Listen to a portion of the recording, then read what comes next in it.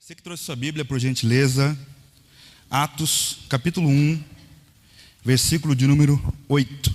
Atos, capítulo 1, versículo de número 8. Graças a Deus. Atos, capítulo 1, versículo 8, que diz assim: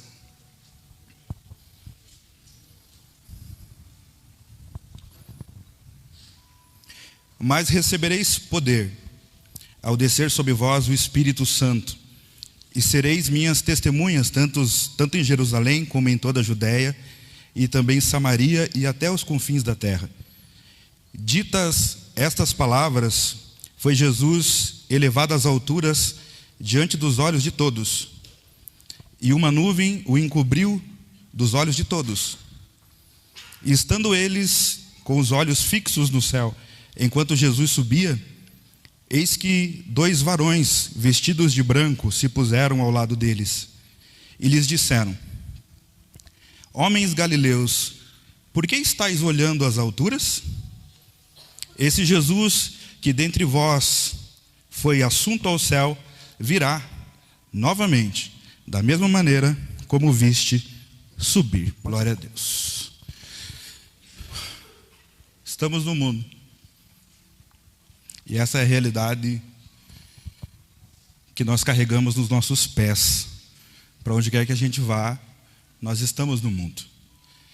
E a palavra de Deus, ela deixa bem clara para nós que deve ser o cerne, ou seja, a base da nossa vida de fé. É que embora os teus pés estejam aqui, a tua fé, ela te liga a um Deus que não vive aqui, que habita o reino dos céus. Diga glória a Deus. E quando a palavra de Deus diz isso, ou mostra isso para nós, ela quer dizer o seguinte, que nós estamos no mundo, mas nós não somos do mundo. Ou seja, existe um lugar para nós. E segundo a palavra de Deus, longe da violência, do pecado, da dor, da agonia, do flagelo das nossas almas, do desespero, do choro, do pranto, da mágoa, da morte. E esse lugar não é aqui. Porém, estamos no mundo, mas nós não somos do mundo. Existe dentro do nosso coração um desejo que não é nosso, foi nos dado pelo Espírito Santo de Deus. E a palavra de Deus diz que toda a criação suspira, anela, deseja desesperadamente por estar com o Pai, e não aqui, lá. E o Espírito Santo ministra isso nos nossos corações, colocando em nós vontades, colocando em nós sede pelo Espírito dele, colocando em nós uma vontade de cantar para Ele, de louvar para Ele, de santificarmos para Ele. E essa vontade é o Espírito Santo que manifesta tanto o querer como o efetuar em nós.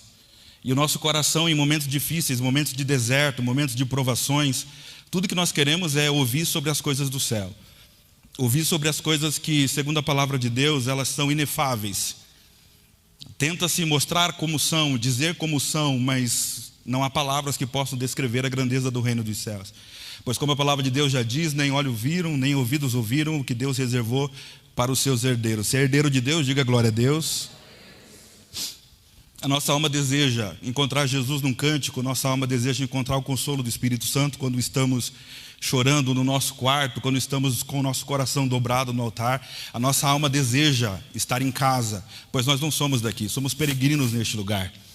A palavra de Deus, quando fala sobre o céu, ela dá alguns direcionamentos para o nosso coração se inflamar, queimar e desejar o céu. Livro de Gênesis, no capítulo 28, a palavra de Deus vai dizer que um dia Jacó, no meio do deserto de Harã, ele decide deitar e tirar um sono, descansar. Ele pega uma pedra, coloca a pedra por travesseiro, repousa a sua cabeça, deita e ele dorme. E quando ele dorme, ele tem um sonho. E no sonho, diz a palavra de Deus, que ele vê uma escada cuja ponta toca no reino dos céus, e por ela os anjos de Deus sobem e descem, e acima dela estava o Deus Todo-Poderoso. Quando ele acorda, ele diz: estou em lugar santo e eu não sabia. um sonho com o reino dos céus, um sonho com a presença de Deus. O nosso coração tem que ser assim, o nosso coração tem que desejar, amar e viver a grandeza de Deus, para que então Deus possa revelar para nós a grandeza desse céu, para que você não se perca, porque você está nesse mundo, caminhando nesse mundo, para que não venhamos a perder o foco real da nossa vida, que é a nossa salvação, porque nós estamos muito tempo passando aqui embaixo. O apóstolo Paulo, ele fala o seguinte: ele diz que ele foi levado, não sabe ele se em corpo, não sabe ele se no corpo ou fora do corpo, e ele faz questão de dizer, só Deus sabe. E ele viu então coisas inefáveis, coisas que na tentativa de se explicar o que ele viu fica muito complexo, é muito difícil demais. E ele diz que ele viu o terceiro céu. E ele diz que ele contemplou coisas maravilhosas, que se for contar, até muitos crentes irão duvidar. E essas coisas inefáveis, se você pegar a definição do que é uma coisa, ou de que é algo, ou do que é simplesmente a palavra inefável, inefável é alguma coisa que você tenta descrever, mas não há palavra para descrever a grandeza. Inefável é algo que você tenta mostrar com algo grandioso existente aqui na terra, mas nada aqui na terra se compara a algo que vem do reino dos céus. É por isso que Jesus ele está preparando para nós este lugar, essa morada. O texto que nós lemos, ele fala sobre um momento crucial na vida de Jesus, onde Jesus está deixando a terra, deixando de pisar neste lugar, deixando de passar por todas as coisas que, como você, ele também passou. E a palavra de Deus diz que Jesus ele é assunto ao céu diante dos olhos de todos os seus discípulos. E enquanto o Senhor vai dando as suas últimas ordenanças, ele sobe. Enquanto ele vai subindo, os discípulos olhando para Jesus, e é nesse exato momento que o coração deles começa a se atemorizar, porque o Senhor está indo e nós estamos ficando. Então o Senhor sobe, se esconde por detrás das nuvens, e aos olhos dos discípulos já não podem mais enxergá-lo. Jesus vai para casa. Diga glória a Deus. É extraordinário quando falamos sobre coisas inefáveis, coisas que não se podem descrever com facilidade. Porque a palavra de Deus vai nos ensinar que essa travessia, esse translado de Jesus entre a terra e o céu, ele se dá de uma maneira muito poderosa. Quando o apóstolo Paulo ele vem dizendo o seguinte: eu vi o terceiro céu. A palavra de Deus vai nos ensinar sobre a perspectiva de 3 céus. O primeiro é o céu que nós vemos aqui, o céu atmosférico que está aqui embaixo, pode ser visto a olho nu, o azul do céu. O segundo seria o espaço, onde estão as estrelas, as constelações, os planetas e assim por diante. E o terceiro céu não pode ser visto por olho humano, tem que ser manifesto pelo Espírito Santo de Deus, e somente os filhos de Jesus conseguem fazer isso. O terceiro céu é a região celestial aonde Deus habita. Diga glória a Deus. Aleluia.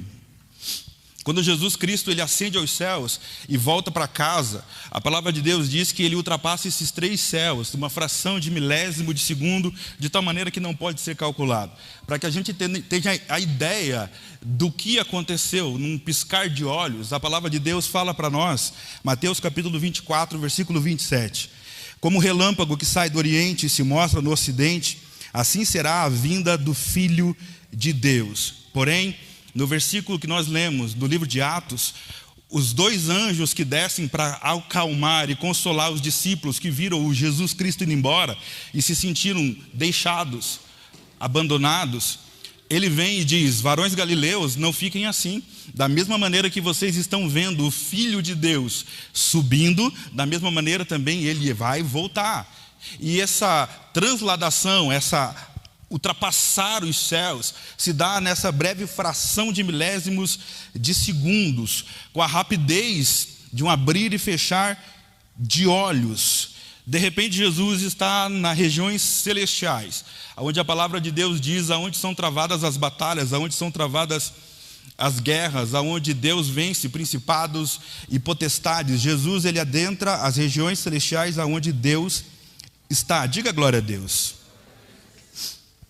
A palavra de Deus fala e descreve alguns pontos inefáveis, mas dentro da perspectiva humana há uma condição de literalizar, trazer em forma de palavra para que a gente possa compreender um pouco daquilo que Jesus está vendo, um pouco daquilo que Jesus foi fazer, um pouco daquilo que Jesus vai nos entregar. Apocalipse capítulo 21, versículo 1 e 2, diz o seguinte: o apóstolo João falou: vi a cidade santa, a nova Jerusalém, que desce do céu, da parte de Deus, adornada como uma noiva para o seu marido.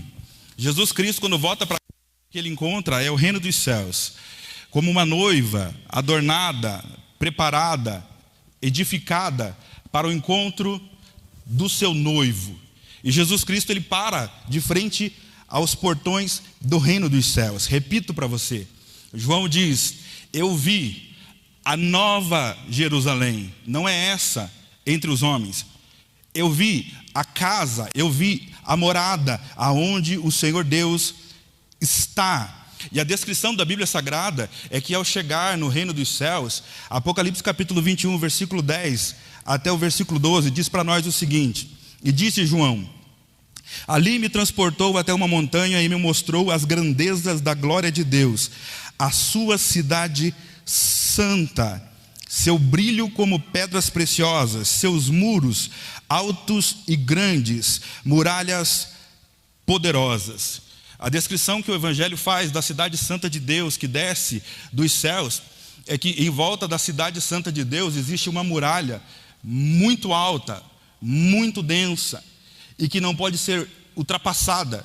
Para entrar lá tem que passar pelos portões, não tem como pular o muro, não tem como criar uma escada, um subterfúgio para ter acesso à casa de Deus. O seu brilho, a sua luz, a Bíblia descreve que ele foi levado a uma montanha e de longe, ao olhar para a nova Jerusalém, a nova cidade de Deus que desce dos céus, o seu brilho é como o brilho de muitas pedras preciosas, apontando para a grandeza, para a beleza e para a perfeição de Deus. E eu quero que você raciocine comigo, isso tudo somente nos portões, sem ao menos termos entrado na cidade santa. A palavra de Deus descreve o tamanho, descreve a medida, descreve a altura dessa cidade. Apocalipse 21, versículo 16. A cidade, ela é quadrangular, da mesma altura, o mesmo comprimento, a mesma largura, medindo aproximadamente 1.200 estádios. Se você pegar na medida de homem, côvado, o côvado era medido pela medida entre o cotovelo até a ponta do dedo. Só que o texto diz que a medida não foi feita por homens, porque não é na terra, é no reino dos céus. Então a medida foi feita pelos anjos. E aproximadamente, fazendo o cálculo dentro da teologia, estima-se aí uns 2.200 quilômetros de altura, comprimento e largura. Ou seja, é um quadrado perfeito. E aí você começa a entender por que o nome da sua igreja é a Igreja do Evangelho Quadrangular. Porque apresenta as medidas, a estrutura perfeita do reino dos céus. Apocalipse 21, versículo 18, fala sobre essas muralhas e a estrutura dessas muralhas. Os muros da Nova Jerusalém são de jaspe e a cidade é toda feita de ouro puro. Ruas de ouro, transparentes como o vidro. E aqui as coisas inefáveis começam a saltar aos nossos olhos. Você já deve ter visto um brinco, um relógio, um anel de ouro. E você sabe que não dá para ver através dele. Como a partir da palavra de Deus está dizendo para nós que a morada do Deus Todo-Poderoso é feita de ouro puro. E não é um ouro que conhecemos aqui, é um ouro puro. Aqui, para se refinar o ouro, você pega o ouro, acha ele, cava, acha ele na terra, você precisa queimá-lo, você precisa aquecê-lo, você precisa derretê-lo várias e várias e várias vezes, para que ele seja tido como um ouro puro, não haja imperfeição, não haja impureza, não haja sujeira. E quanto mais limpo e puro, maior é o seu valor.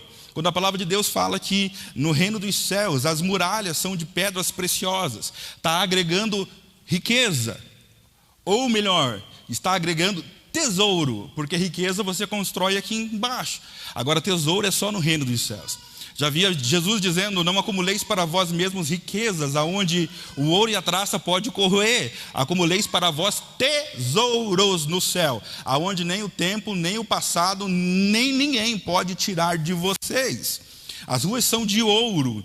E uma pessoa mais gananciosa talvez pense assim: uau, lá nós vamos ser milionários. Não existe a conotação desse tipo de riqueza interesseira ou gananciosa. Quando a palavra de Deus diz que Deus é dono do ouro e da prata, é que Deus está dizendo que a Ele todas essas coisas são possíveis, e para Ele essas coisas não têm valor financeiro, mas sim têm valor de pureza.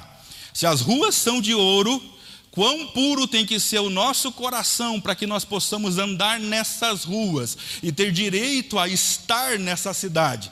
Temos que ser refinados pelo fogo, para que a sujeira deste mundo não contamine os nossos corações. Apocalipse 21, versículo 19, fala sobre o fundamento das muralhas. E eu estou até agora somente nas muralhas para dizer para você que é impossível alcançar a Deus sem Jesus, porque não tem como entrar nesse reino pelo tamanho das suas muralhas, não tem como acessar o reino de Deus se não for por intermédio de Jesus Cristo.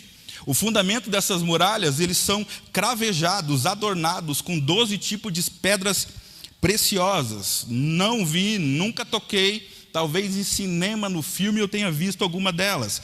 São elas: jaspe, safira, calcedônio, esmeralda, sardônio, sárdio, crisólito, berilo, topázio, jacinto, crisópraso e ametista. Cada uma dessas pedras representa uma das 12 tribos de Israel. São 12 tribos, são 12 pedras, são 12 portas. E cada uma dessas pedras com um brilho. Você imagina então uma espécie de arco-íris iluminado de pedras preciosas, aonde o apóstolo está dizendo que ele foi levado a uma montanha e, ao olhar para a cidade de Deus, ele vê todos esses brilhos irradiando como uma lanterna, como uma luz, ultrapassando aquelas pedras preciosas e iluminando do outro lado de lá.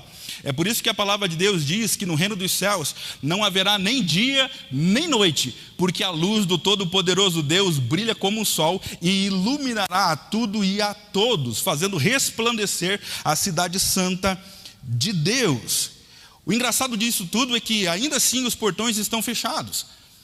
O engraçado disso tudo é que ao Senhor Jesus chegar no reino dos céus, os portões ainda continuam fechados. E você consegue ver essa narrativa fazendo uma ligação teológica dos acontecimentos da travessia e da chegada de Jesus. Quando você pega, por exemplo, o livro de Provérbios, quando o livro de Provérbios ele fala o seguinte, numa declaração de que o rei chegou nos portões. E a palavra de Deus vai dizer: levantai, ó porta, as vossas cabeças para que entre o rei da glória. Mas quem é o rei da glória? O rei da glória é Jesus Cristo, o poderoso nas batalhas. É como se as portas estivessem sendo abertas, porque alguém de tamanha grandeza, de tamanho valor, está chegando, e não para pular um muro, está chegando porque conquistou o direito a estar neste lugar. Então os portões da palavra de Deus, segundo a palavra de Deus, se abrem para que Jesus Cristo ele possa entrar. O engraçado disso tudo é que nós sabemos que Jesus foi para o céu, diga glória a Deus. Nós sabemos que Jesus habita o céu, diga glória a Deus.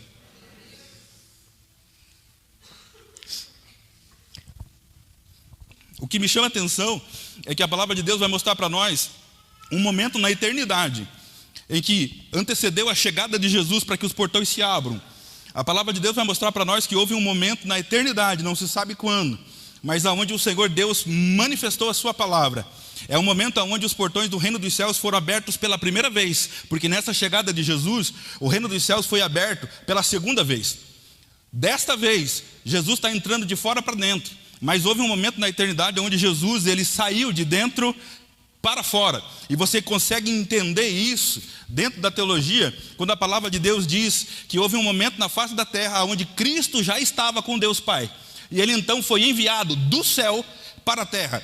E a palavra de Deus vai dizer para nós, o livro de João vai dizer para nós: porque Deus amou o mundo de tal maneira que deu seu Filho unigênito, para que todo aquele que nele crê não pereça, mas tenha a salvação e a vida eterna. Então, pela teologia, a gente descobre que o reino dos céus, um dia aqueles portões se abriram para que Jesus de lá viesse para cá. Como homem, ele nasceu aqui nessa terra, e você pega então a descrição de Jesus, por intermédio da boca dos profetas, e os profetas vinham anunciando a chegada de um Messias, ou seja, os portões se abririam para ele vir para cá. E aí você conhece toda a história, ele nasce de uma mulher chamada Maria, ele nasce como um menino, e os profetas vão dizer, principalmente Isaías, no capítulo 9, no versículo 6, um menino nos nasceu, um filho se nos deu, e o seu nome será maravilhoso, conselheiro, Deus forte, Pai da eternidade e príncipe da nossa paz. Esse é Cristo caminhando nessa terra, com o coração no reino dos céus. Jesus, ele vem dizer para nós que ele não veio apenas ensinar o amor, mas ele veio ensinar a espada, para que quando formos confrontados com este mundo, possamos ser tratados pelo poder da sua palavra, que é uma espada, que penetra dentro dos nossos corações, endireitando a nossa vida, abrindo os nossos olhos carnais para que se tornem espirituais, para que ao olhar para Jesus possamos enxergar a realidade de quem ele é e do que ele faz. Como o homem caminhou nessa terra, com o coração sempre voltado a fazer a vontade do Pai. Um belo dia, Jesus, antecedendo a sua morte qual ele voltaria para casa. Ele diz: Senhor, se possível for, passa de mim esse cálice, mas todavia, que seja feita a sua vontade. Porque como homem eu não quero passar pelo flagelo do sofrimento da morte. Eu não quero passar pelos flagelos que há muito tempo estou passando aqui, 33 anos vivendo aqui. E é necessário que a gente entenda que a vinda de Jesus fez com que Jesus se despisse da sua glória, por escolha. Se tornasse um homem como cada um de nós, se tornasse um homem carnal, como cada homem e mulher neste lugar, com o intuito de fazer a vontade de Deus, sendo tentado por tudo, sendo provado por todos, sendo perseguido por tudo, sendo oprimido por todos. E quando a palavra de Deus fala sobre a vida de Jesus, ela vai descrever para nós, Isaías 53, onde a palavra de Deus descreve quem era Jesus, homem nessa terra. E a Bíblia diz: era desprezado, o mais indigno entre os homens, homens de dores, trabalhador, ninguém fazia caso dele, mas levou sobre si as nossas doenças, as nossas dores, as nossas feridas. Por nossos pecados, o castigo que trouxe a paz estava sobre ele. Foi afligido e como um cordeiro mudo, foi ao matadouro e não abriu a boca, fazendo a vontade do Pai. E quando a palavra de Deus fala que Jesus fez a vontade do Pai, o que Jesus veio fazer? Jesus, quando saiu e ultrapassou os 3 céus para descer para cá, o portão ficou fechado. Só tem um jeito de agora, nós que ouvimos a palavra de Deus e que não somos mais deste mundo, entendemos que existe um céu para nós. Só tem um jeito da gente estar lá junto com Ele. É se Ele abrir o portão para a gente, se Ele estar em casa, estando em casa, Ele possa pedir para o Pai, para que na subida dele a gente não fique sozinho neste lugar. Lembra? Quando os discípulos viram Jesus subindo, os discípulos do seu coração precisaram ser consolados por 2 anjos que, vendo Jesus, atemorizaram-se. O Pai está indo, porque Cristo disse: quem vê a mim, vê o Pai. Então no coração deles, eles estavam se sentindo deixados, se sentindo abandonados, se sentindo órfãos, porque Cristo foi, e agora eles têm que seguir a vida. E porventura não é assim que você se sente muitas vezes? Com um suspiro entalado dentro do seu coração, com uma vontade de gritar na sua alma, com uma vontade de dizer: Senhor, se o Senhor estivesse aqui, mas se o Senhor estivesse aqui não nas canções, se o Senhor estivesse aqui não apenas nas leituras, mas se o Senhor estivesse aqui caminhando comigo, se o Senhor estivesse aqui apertando a minha mão, se eu estivesse olhando para a cor dos teus olhos, como tudo poderia ser diferente na nossa vida. Quem é de nós aqui que é gerado pelo Espírito Santo de Deus, que nunca sentiu saudade de voltar para casa? Repito, coisas inefáveis, coisas que não podem ser descritas e não podem ser muitas vezes explicadas. Explica para mim, como é que o teu coração tem saudade de um lugar que você nunca pisou? Como é que o teu coração tem saudade de voltar para casa, para um lugar que você nunca andou por lá? É que o Espírito Santo de Deus ministra dentro dos nossos corações que o nosso lugar não é aqui. Então o nosso coração suspira ardentemente para voltar para casa, para um lugar onde a luz do Senhor ilumina, não há trevas, não há dor, não há ranger de dente, não há desespero, não há pranto, não há morte, não há pecado, não há destruição de famílias. Queremos estar num lugar de paz, num ambiente sadio, onde o Senhor reina sobre nós. Jesus Cristo, Ele deixou para nós palavras, para que você seja estimulado a permanecer na fé e o teu coração não desvie. Não é da igreja, o teu coração não desvia da existência presente do reino dos céus.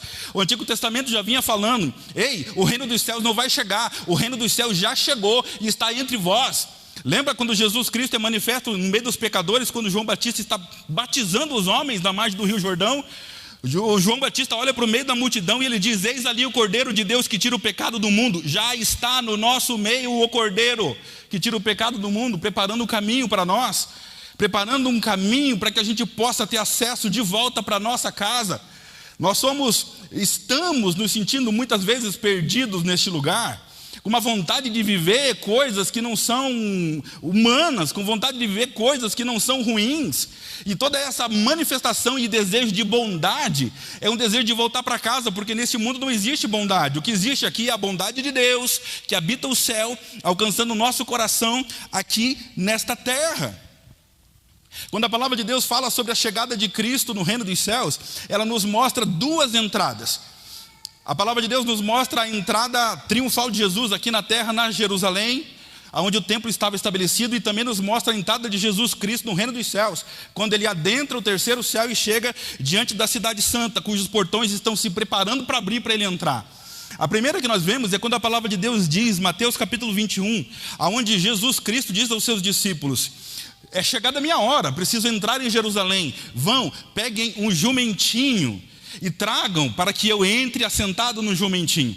E a palavra de Deus no capítulo 21 vai dizer: eis aí o vosso rei, assentado no jumentinho, rei humilde. E ele entra, e as pessoas cortam galhos, os discípulos pegam seus trajes, colocam sobre o burrinho, Jesus é assentado sobre o burrinho, eles lançam suas vestes pelo chão, a multidão grita numa só voz: Hosana, Hosana ao Filho de Deus, o rei está entrando.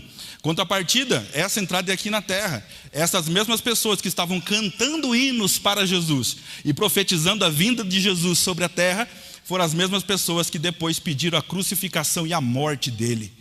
O que é isso? É quando o nosso coração não está voltado para o céu, nosso coração está voltado apenas para as coisas aqui da terra. Então numa hora nós queremos Jesus, na outra hora nós não queremos mais Jesus, e abandonamos princípios que não nos tiram da igreja, abandonamos princípios que nos tiram do céu. A outra entrada triunfal não é comparada a esta. A outra entrada triunfal, ela é realmente triunfal, mas não aconteceu aqui. É algo inefável, é algo extraordinário, é algo grandioso que Apocalipse capítulo 1 e Apocalipse capítulo 19 descreve. É outro patamar de revelação, são coisas inefáveis, são coisas que não se pode desenhar, não se pode imaginar, porque com certeza imaginaremos errado. Agora, dá para a gente comentar, ler, e ter o nosso coração palpitando com desejo: um dia eu quero estar nesse lugar. E o apóstolo João, ele vai dizer o seguinte, pegando por exemplo ali Apocalipse capítulo 1 e Apocalipse capítulo 19, ele vai dizer: vi os céus abertos, vi um cavalo branco. Na terra, na entrada de Jerusalém, era um burrinho. Na entrada triunfal de Jesus, quando os portões se abrem, levantai, ó porta, as vossas cabeças para que entre o rei da glória. Ele vê um cavalo branco, e acima, assentado no cavalo branco, cujo nome é Fiel e Verdadeiro, que julga com poder e retidão. E ele continua: o seu rosto brilha como o sol, os seus olhos são como chamas de fogo, os seus cabelos são brancos como a neve, na sua cabeça há uma coroa com pedras preciosas. Não são espinhos dolorosos da entrada triunfal aqui na terra, é inefável, são coisas inefáveis no reino dos céus, a entrada do Salvador. O Salvador chegou.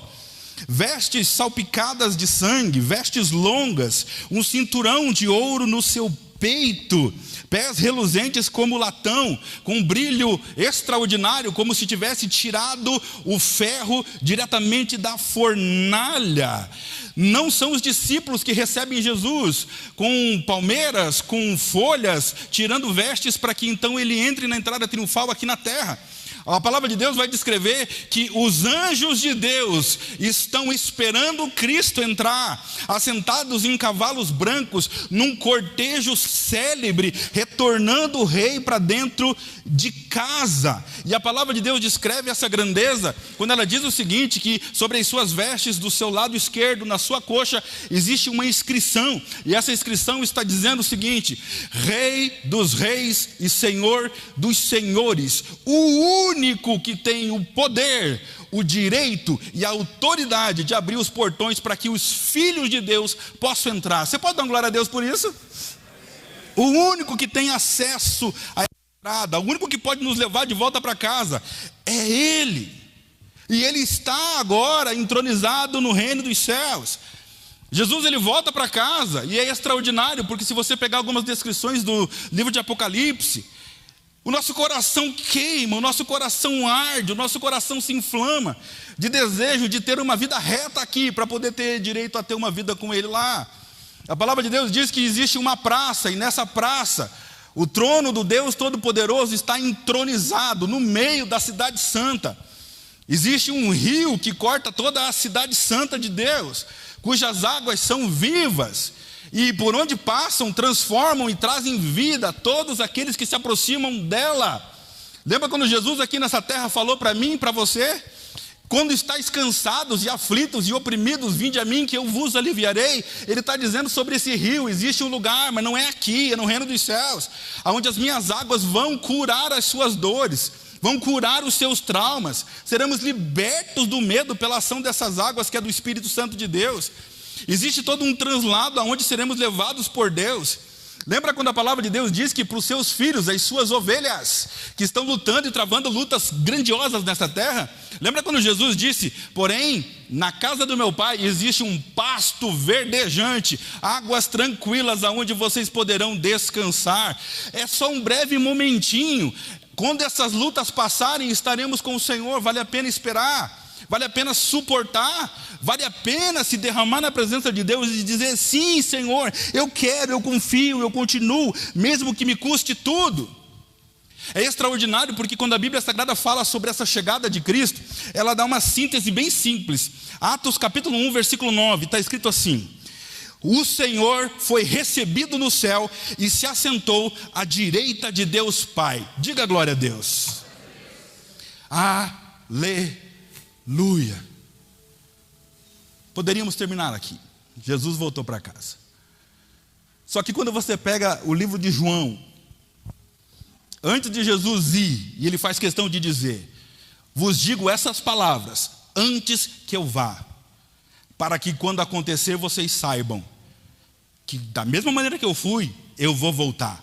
Se acalmem, não se desespere, não se turbe o vosso coração. Credes em Deus, credes também em mim.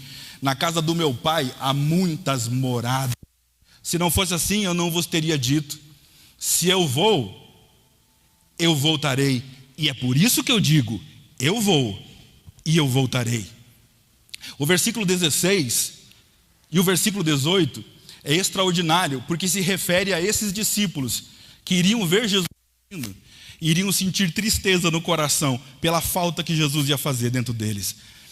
Jesus diz ali: não vos deixarei órfãos, voltarei para vós. E é extraordinário isso, porque Jesus está usando uma linguagem paterna de um pai que diz: é só por um momento que vocês vão estar aqui e talvez vão se sentir sozinhos na caminhada, mas vocês não estarão sozinhos. Eu não vos deixarei órfãos. Isaías capítulo 49, versículo 15, a palavra de Deus diz o seguinte: exemplo terreno. Pode porventura uma mãe que amamenta o seu próprio filho se esquecer dele? Sim, todavia, porém, eu, o Senhor Deus, jamais me esquecerei de ti. E isso é extraordinário, porque Jesus pega um exemplo aqui da terra para falar que o amor de mãe é extraordinário. E mesmo assim, existem mães que não deveriam ser mães, existem pais que não deveriam ser pais, porque não sabem amar seus filhos. Contrapartida, Deus apontando para o reino dos céus, coisas inefáveis. Ele não está apontando para nenhum ser humano, ele está apontando para Ele mesmo. E Ele está dizendo: eu sou o Pai. Lembra quando a palavra de Deus diz: vós que são pais, sabeis dar boas coisas aos vossos filhos? Qual pai que o filho tendo fome lhe daria uma pedra ou uma serpente? Todavia eu, o Pai, tenho e sei exatamente de tudo que vocês precisam. Porque o amor de Deus não se compara a nada, não se compara a ninguém. Quando você pega, por exemplo, expressões que demonstram a grandeza do amor de Deus, você pega essa que eu acho fantástico.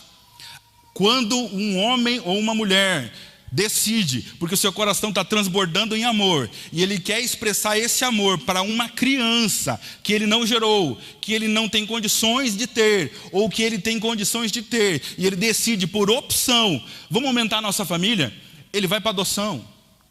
ele tenta adotar uma criança, ele tenta buscar para que essa criança esteja um lar, um pai e uma mãe. E aí é extraordinário porque o inimigo vem e diz para você que você é sozinho, que você é abandonado, que você é largado, que você não tem ninguém por você. É assim ou não é nas suas aflições? O inimigo fala para você que Deus não é contigo, que Deus te abandonou, que Deus te deixou. Tratamos muitas vezes Deus como se Deus fosse um tipo de pai que diz para o filho: fica aqui que eu vou comprar cigarro e nunca mais volta. Quando na verdade o Senhor Deus não é esse tipo de homem, porque a palavra de Deus diz que Deus não é homem para mentir, e nem filho do homem para se arrepender do que ele disse. Quando ele disse: não vos deixarei órfãos, ele está dizendo: você tem um pai. Você tem alguém que zela por você, você tem alguém que é um escudo para você, você tem alguém que é um exemplo para você, você tem alguém que é uma direção para você. Você tem alguém que é um escudo, alguém que é um baluarte, alguém que é uma espada, alguém que é uma muralha, alguém que defende você. Esse é o seu pai. Quando o Senhor Deus se apresenta para nós como pai, e dentro da palavra de Deus, numa linguagem mais de intimidade, dizendo que o Espírito Santo testifica em nós da paternidade de Deus, chamando Deus de Abba Pai, paizinho querido, é quando o nosso coração entende que o Senhor nos chama de filhinhos. E quando essa paternidade realmente está fluindo e realmente estamos ligados a Cristo, ela só acontece por intermédio do sangue do Cordeiro de Deus. Como que você atesta a paternidade de alguém? Como que você diz: essa criança é filho desse homem e desta mulher? Como que você faz isso? Exame de sangue, DNA. E o que Cristo fez, estando nesta terra, tendo vindo do reino dos céus, ultrapassando os 3 céus para estar aqui, encarnando num corpo de uma criança, de homem, nascendo, sendo gerado pelo Espírito Santo de Deus, vivendo tudo que viveu, passando por tudo que passou, sofrendo tudo que sofreu, para mostrar para nós que não é só você que sofre, Jesus sofreu também. E quando o parâmetro de comparação é com Cristo, parece que o parâmetro está muito alto, não tem como se comparar a Cristo, é verdade. Mas no entanto o Espírito Santo de Deus é o Consolador que nos traz essa presença do Pai para perto. Quando o inimigo fica rugindo ao teu redor como um leão, tentando tragar você, tentando destruir você, tentando fazer com que você não tenha mais acesso ao reino dos céus, é a palavra de Deus que diz para nós que um mais valente se levanta contra ele, e esse é Jesus, que se levanta como um guerreiro para liquidar as astutas ciladas de Satanás e fazer a gente entender que você está aqui, mas você não é daqui. Você tem um céu, e esse céu é garantido pelo sangue de Cristo. Como um cordeiro mudo ele foi levado ao matadouro, como um cordeiro mudo ele foi levado à cruz do Calvário por causa dos nossos pecados. Estabeleceu então uma nova aliança pelo seu sangue. Nessa nova aliança pelo sangue do Cordeiro de Deus, não somos agora bastardos, somos agora filhos legítimos pelo sangue do Cordeiro de Deus. Temos por direito e por herança tudo aquilo que Cristo conquistou na cruz do Calvário. E se tem uma das coisas que Jesus conquistou na cruz do Calvário para nós, é que você tenha o céu dentro de você, que no meio das suas crises de fé, que no meio das suas dificuldades de se manter de pé, você possa ter e olhar para dentro do seu coração e ver sinais que manifestam o reino dos céus dentro de você. Quando estamos nos sentindo para baixo, decepcionados, entristecidos, olhamos em volta e começamos a questionar: será que realmente vale a pena servir Jesus? Será que realmente vale esperar por um céu que parece que nunca chega? A palavra de Deus vai falar para nós sobre Estevão. E a palavra de Deus diz que no momento auge do seu ministério, ele pregando o evangelho e com o poder do Espírito Santo de Deus, a Bíblia diz que por causa do Espírito Santo de Deus, da presença de Deus, por viver as coisas do céu, ele está sendo apedrejado, ele está sendo caluniado, ele está sendo envergonhado, ele está sendo difamado, ele está sendo perseguido, e vão tirar a vida dele. Só que a palavra de Deus diz que Estevão, cheio do Espírito Santo de Deus, a única coisa que manifesta o céu em nós é o Espírito de Deus. Ele se joga por terra e a palavra de Deus diz que ele, olhando aos céus, ele enxerga o céu azul, só que a visão dele é ampliada pelo poder do Espírito de Deus, e ele enxerga o terceiro céu, e a Bíblia vai dizer: abriu-se então os céus, e Estevão viu o Senhor Deus assentado num alto e sublime trono, e à direita de Deus Pai, o Senhor Jesus Cristo assentado no trono. Naquele dia Estevão morre, não porque ele roubou, não porque ele matou. Naquele dia ele perde a sua vida, porque ele seguiu a Cristo, foi pressionado, acusado, humilhado, bateram nele, arrastaram ele, foi culpado de coisas que ele não fez. E aí você vai dizer assim, numa mentalidade terrena: está vendo o que vale a pena viver a Jesus? coisas inefáveis que são manifestas pelo Espírito Santo de Deus. Disse Jesus: aquele, pois, que por amor a mim perder a sua vida, achá-la-á, porque eu não dou a vida, eu sou a própria vida. E o que tem de gente aqui que está que nem Estevão, sendo perseguido, sendo caluniado, se sentindo pequeno, se sentindo fraco, se sentindo desmotivado, desrespeitado, tendo sonhos aonde o diabo zomba de você, fala sobre você, fala sobre os seus filhos, faz coisas que você sabe, isso é coisa do inferno, e você sabe dentro do seu coração que se Jesus não te proteger, já era. Uma vontade de ficar de pé e não consegue, uma vontade de tocar no céu de novo e não consegue. O coração parece que está do lado de lá, da onde deveria estar, se sentindo longe do trono, longe da presença. A voz do Senhor chega, mas parece que não chega poderosamente como chegou um dia. A gente percebe que é como se o céu não habitasse mais em nós, é como se estivéssemos desviados, é como se não fizéssemos parte dessa ligação do sangue, é como se não tivéssemos mais acesso ao céu. É como se fosse apenas uma história bonita que dá para fazer um belo de um filme. É como se a verdade do Evangelho não alcançasse a nós.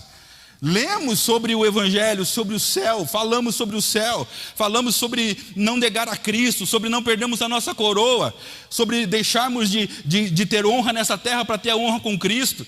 Falamos sobre abrir mão dos nossos recursos, dos nossos bens por amor a Cristo. Falamos sobre entregar a nossa vida para Ele, por amor a Ele. Só que muitas vezes nós perdemos a nossa entrada ao céu, porque a ligação com o céu parece que se apaga dentro de nós. Estevão estava ali sendo apedrejado por coisas das quais ele não fez, apenas por manifestar o reino dos céus. E mesmo assim, no pior momento da sua vida, se tornou o melhor momento. Porque quem é de nós aqui, que na provação que está passando, não gostaria de ver os céus abertos e ver o trono de Deus? Ah, aleluia! A palavra de Deus diz em Isaías que Isaías viu o trono de Deus. E ele descreve também coisas inefáveis. Ele diz: eu vi o Senhor assentado num alto e sublime trono, a sua glória enchia todo o lugar, de ponta a ponta, todo aquele lugar estava cheio da glória de Deus. E os anjos cantavam eternamente que Ele é santo, santo, santo, e que toda a terra está cheia da glória de Deus. O que nos alegra é que a palavra de Deus vai dizer que eles cantavam e declaravam: santo, santo, santo é o Senhor. E eles não dizem que apenas o céu está cheio da glória de Deus, eles dizem: e toda a terra está cheia da glória de Deus. Nós não estamos morando no céu, nós estamos aqui. Então a glória de Deus é manifesta e derramada sobre nós aqui também. Temos vontade de estar lá, mas a realidade é essa: estamos aqui, com os pés caminhando sobre essa Curitiba nossa, mas com o coração ardente, pulsando com desejo de estar na presença de Deus, na morada do Todo-Poderoso. Um desejo tem que brotar no seu coração nessa noite. E que desejo é esse? Um desejo de voltar para casa, uma vontade, uma saudade que seja mais forte que você, que seja mais poderosa que os seus pecados, que seja mais poderosa que as suas culpas, que seja mais poderosa que os seus medos, que as acusações, com o mal que as pessoas afligem, com as culpas que lançam sobre você, os fardos, as cargas, os medos, os tremores. Essa vontade é manifesta pelo Espírito de Deus, e o teu coração já está sendo guiado a ter essas vontades, a desejar o céu, a não ser igual a todo mundo, a ser diferente, a ser santo, a ser e estar ligado com Deus. Ah, que coisa gloriosa ouvir a voz de Deus. E o teu coração deseja isso? O teu coração deseja escutar de novo a voz de Deus. O teu coração deseja estar ligado de novo. É isso que nós aprendemos quando nós ouvimos falar sobre o que aconteceu com Estevão. Mesmo no pior dia da sua vida, ele não perdeu a visão do céu. E você, meu irmão, minha irmã, como é que está a tua vida? Você está perdendo a visão do céu? O que você fala não é mais sobre o céu, o que você manifesta não é mais sobre o céu. Foi-se a expectativa de uma coisa que talvez esteja demorando muito para acontecer para você. Mas no abrir e fechar dos olhos, como um relâmpago que sai do Oriente e se mostra no Ocidente, assim será a vinda do Cordeiro. Do mesmo jeito que foi, ele também virá. E talvez ele não venha, mas quantos de nós aqui deixarão de estar vivos? E esse é o grande questionamento que o nosso coração tem que fazer. Se a nossa alma simplesmente, o nosso fôlego de vida simplesmente for tirado de nós, teremos acesso ao coração, ao trono, à cidade santa, estaremos com Ele, porque é extraordinário o que Apocalipse fala. Apocalipse diz o seguinte: que todos aqueles cujo nome não forem achados no livro da vida do Cordeiro serão lançados no lago de fogo e enxofre. Todos aqueles que não tiverem lançados a Ele, todos aqueles que não tiverem com a sua vida retidão a Ele, podem passar o resto da vida caminhando em direção ao céu, mas podem perder a salvação simplesmente porque acharam que o reino dos céus ia vir para a igreja. Quando a gente fala sobre uma vida de conduta de retidão, é quando o Espírito Santo começa a falar para nós: se santifique, se santifique, se santifique, se santifique, se purifique. E só tem um jeito de ser purificado, é que nem o ouro, passa pelo fogo, passa pelo fogo. Se limpe mais, se limpe mais, se adorne mais. Deus, Ele quer que a nossa chegada seja assim, triunfal também. Ele deseja que a gente chegue lá, não tudo estrupiado. Ele deseja que a gente chegue lá, não como vaso de desonra, mas sim como vaso de honra. É por isso que Ele fala para nós que o Senhor, Ele quer pegar as nossas vidas, independente da condição que está, a nossa condição espiritual. Ele quer chamar a gente e dizer para nós: pode vir, eu estava esperando vocês há muito tempo. Que bom que vieram, cabeção. Que bom que veio, se perdeu, mas achou a luz, achou a direção do Espírito Santo. Que bom. O Senhor quer te colocar um novo anel no dedo. O Senhor quer te dar vestes novas, te dar um novo recomeço, chamar você para mais perto, não para longe. Voltar a dizer no pé do teu ouvido aquelas palavras que a gente tanto gosta de ouvir: você é meu filho amado. Você não é órfão, não. Você não foi esquecido, você não é abandonado. Você é meu, diz o Senhor. Você é meu, você é minha. O profeta Isaías, descrevendo também coisas inefáveis, ele vem dizer: o Senhor diz: vós sois como a menina dos meus olhos. Caindo um cisco, eu já corro para tirar. Assim é a proteção do Senhor sobre nós. Diz o Senhor: eu escrevi o vosso nome. Diga: meu nome. De novo: meu nome. Isaías descreve: o Senhor tem o nosso nome cravado na palma das suas mãos, de tal maneira que qualquer movimento da mão de Deus, Deus se lembra de você. Você não é esquecido, não, meu querido. Você não é abandonado, não. Deus se lembra de você. O problema é que você gosta de muitas vezes se sentir esquecido e abandonado. Deus está dizendo para você que achou você aqui. Diga glória a Deus. Deus está dizendo que o céu é para você, é para mim, não, independente do que você está passando, independente da prova que você está passando, que parece que nos afunda nessa terra. Existe um céu para todo aquele que crê em Cristo Jesus. E essa é a verdade, essa é a realidade que Jesus Cristo veio anunciar nesse mundo. Tende bom ânimo, eu venci o mundo, e assim como eu venci o mundo, eu vou. Do mesmo jeito que eu fui, eu volto. Não deixei vocês abandonados. Eu volto para vos buscar, porque eu vou preparar lugar para vocês, a fim de que vocês estejam juntamente comigo, aonde eu estou. Lembra? Atos 1:9, aonde Jesus está? Assentado à direita de Deus Pai. Aonde Ele quer que a gente esteja? No céu, irmão. No céu. Se coloca de pé, por gentileza.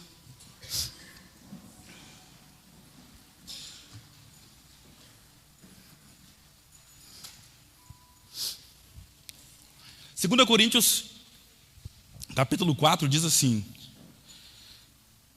que a nossa leve, isso são coisas inefáveis, né? Porque é tão pesado às vezes.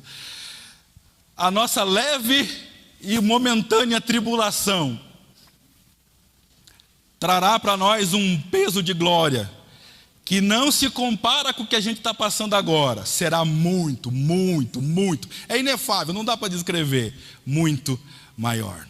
Está sofrendo, irmão? Está passando na prova? Está passando na luta? Está passando no estreito? Está numa situação que é só Jesus na sua vida?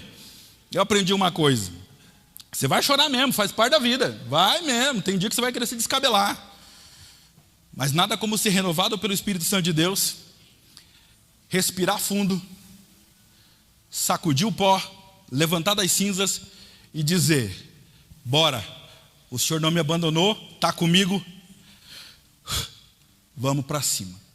Nada melhor do que ter uma atitude de fé. Sem o Senhor não dá, mas se o Senhor for, vamos que dá. Nosso alvo é o céu. Feche os teus olhos, eu quero orar com você nessa noite. Senhor Deus Todo-Poderoso, em nome de Jesus,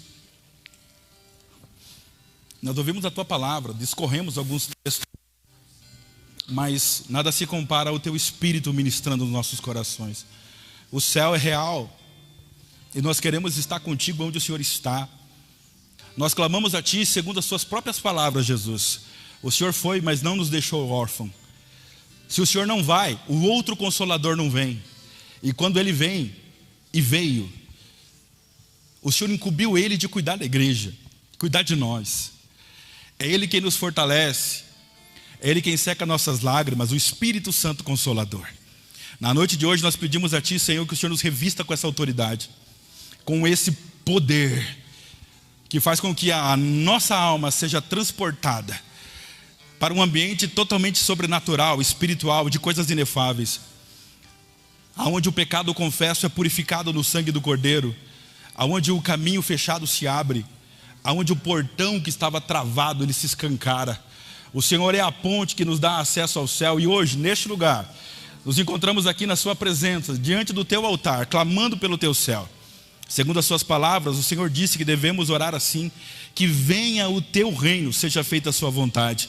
Pedimos a Deus, cumpre a Sua vontade, o Seu querer nos nossos corações, endireita os nossos passos, fortalece os nossos pés, fortalece as mãos dos meus irmãos e irmãs nessa noite, fortaleça a minha vida, Senhor. Não permita que nenhuma palavra contrária chegue aos ouvidos do Teu povo, que seja repreendido a voz do maligno, a voz do opressor, que seja repreendido a audácia de Satanás, e que o Senhor manifeste, Senhor, no coração de cada um de nós, a presença maravilhosa do Teu Espírito testificando em nós: somos cidadãos do céu, nosso lugar não é aqui, estamos aqui, suportaremos as aflições deste lugar, mas venceremos porque o Teu justo vence por intermédio da fé. Sustenta corações nessa noite, sustenta casas, homens, mulheres, famílias, ministros do Teu Evangelho, servos e servas da Tua casa, da Tua obra, pessoas que manifestam o Teu reino neste mundo. Nós clamamos a Ti, aquece os corações, para que de maneira nenhuma o céu se feche para nós, para que os nossos olhos sejam manifestos pela fé. O céu é real.